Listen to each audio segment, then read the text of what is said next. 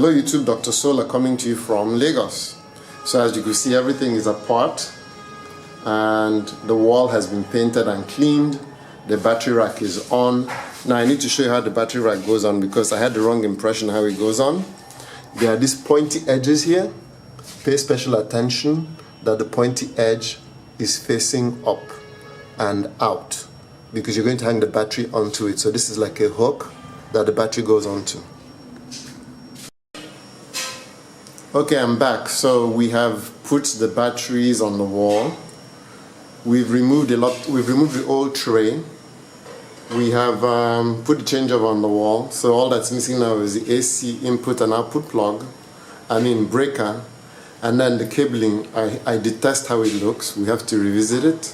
The battery cables, as you can see, we've not done anything with them yet. We have to revisit that as well.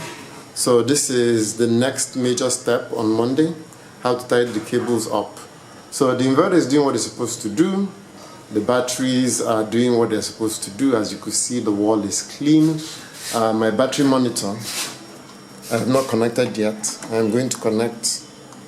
Well, it's connected, I just haven't figured out a way to put it. We didn't put anything in these batteries today, so we'll struggle.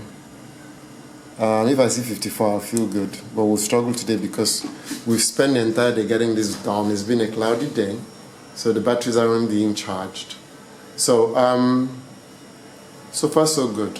We'll remove this, and then we'll do cleaner trunking. We'll also do the same for the battery cables where it look much neater than it currently does. If you like what you see, give me a thumbs up. If you have questions, please post them in the link in the comment section below. And if you're yet to subscribe, please subscribe. Once again, thank you for watching. This is Dr. Solar coming to you from Lagos, Nigeria.